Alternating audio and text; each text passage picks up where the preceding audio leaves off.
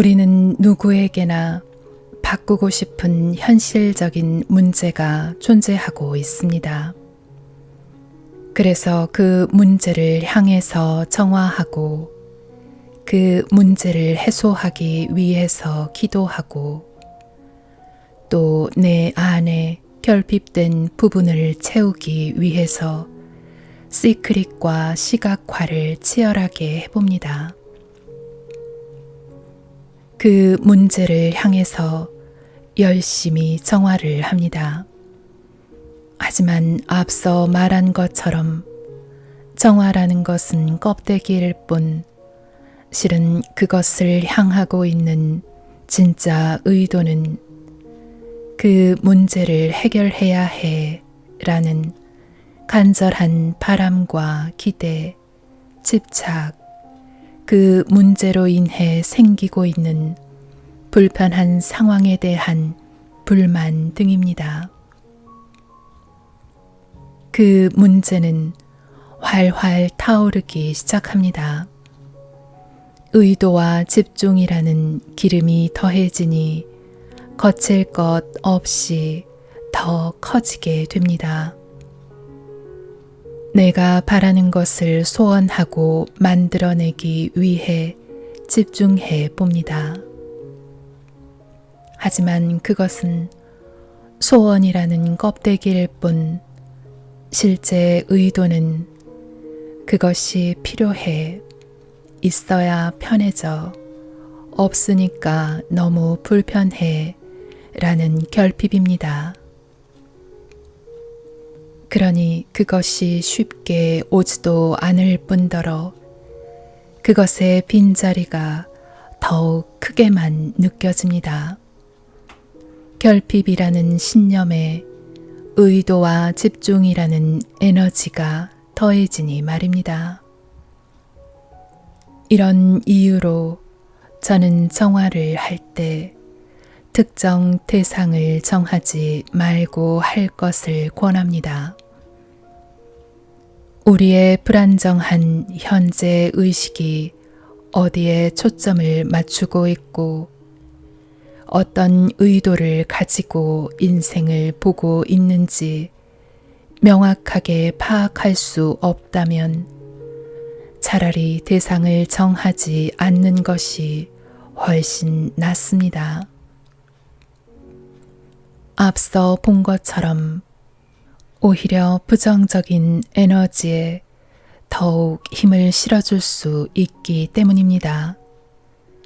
해결하고자 하는 문제에 집중해서 변화시키려는 노력은 어찌 보면 이렇게 위험하고 허무할 수 있습니다.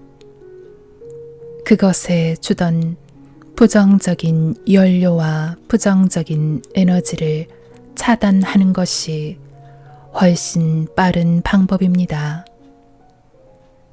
그것을 향하고 있던 부정적인 의도를 없애는 것이 현명한 방법입니다.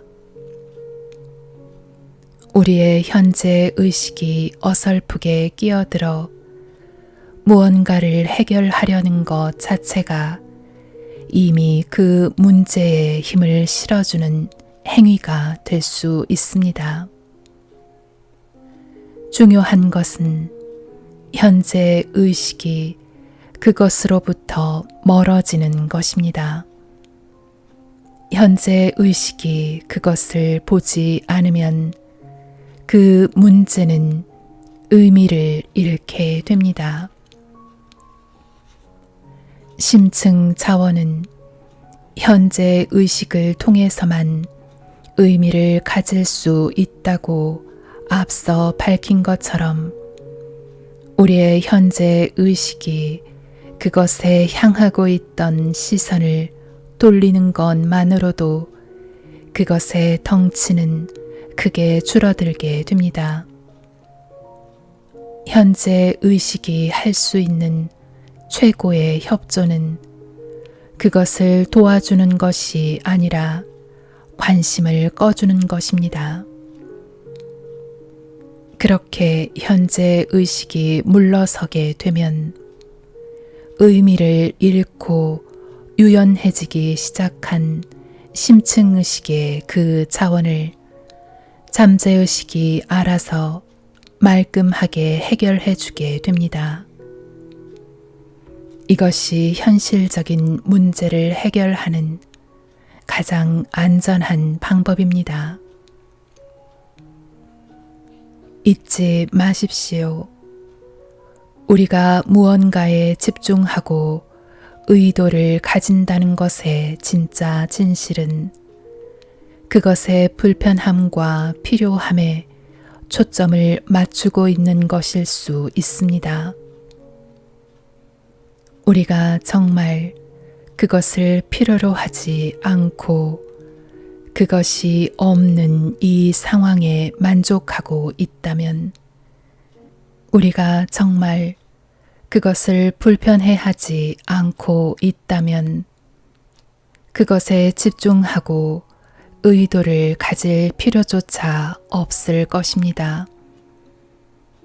일생 건강한 사람은 결코 건강이라는 것에 집중하면서 의도를 가지지 않습니다.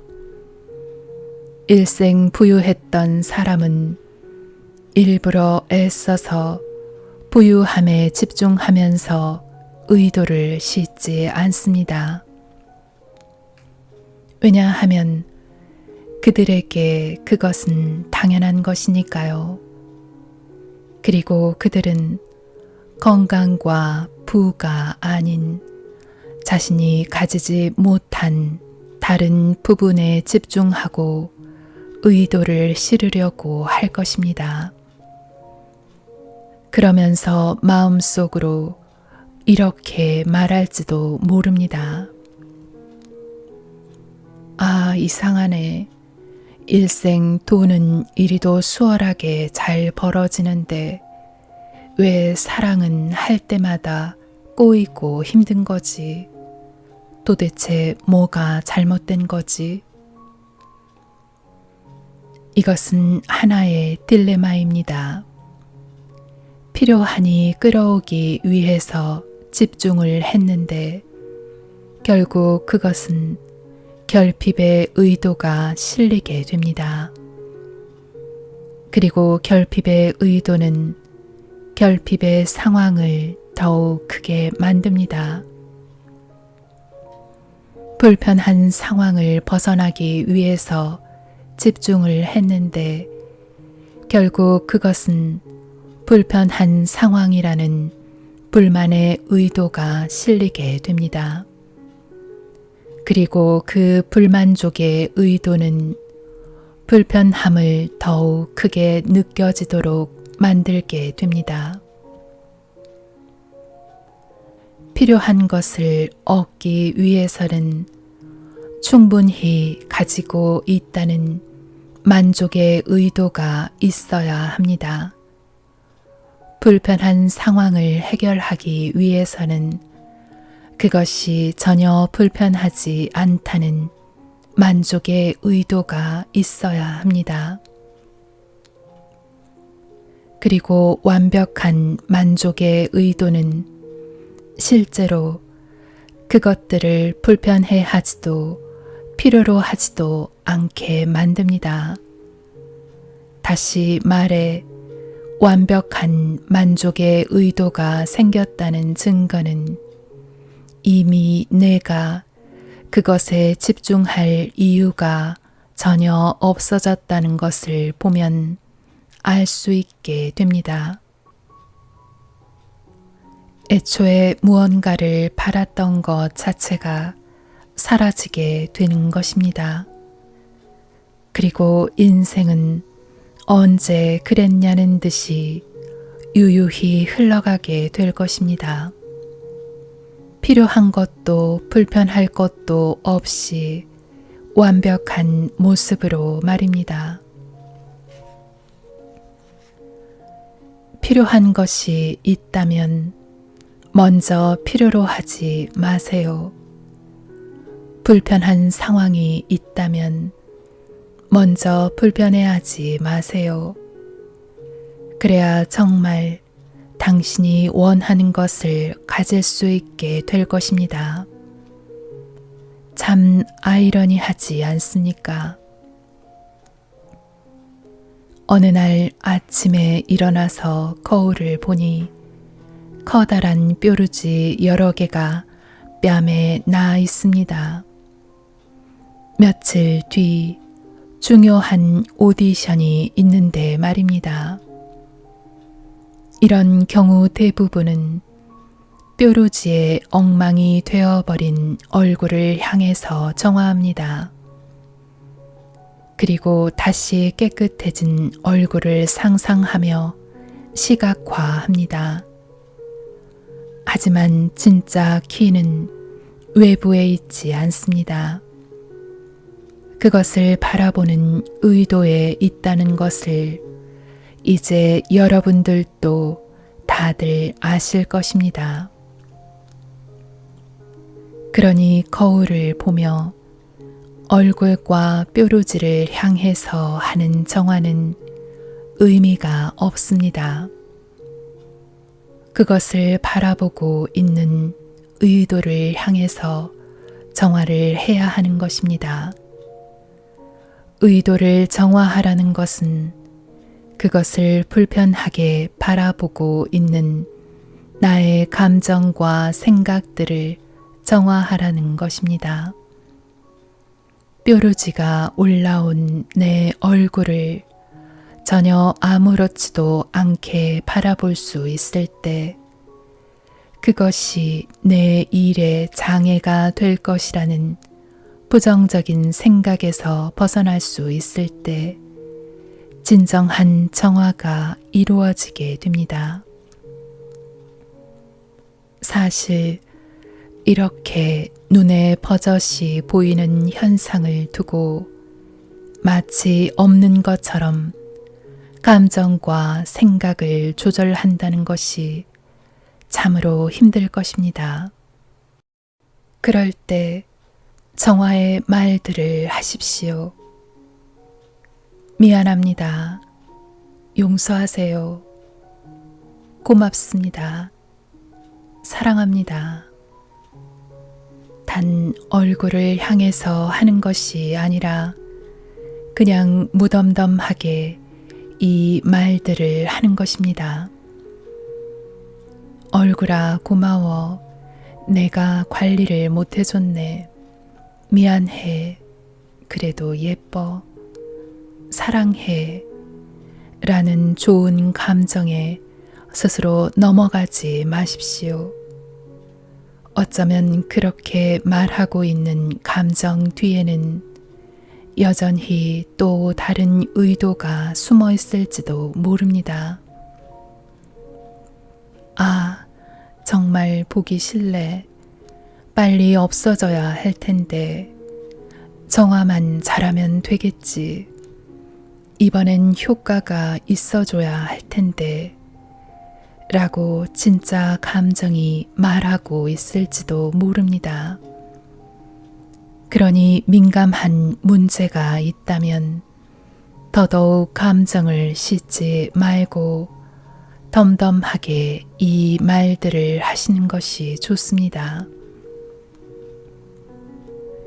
내 인생의 호포노포노 천사들이 들려주는 이야기에서도 나와 있듯이 수많은 연구 결과 특별한 감정을 싣지 않은 언어 자체만으로도 큰 파동을 일으킨다고 합니다.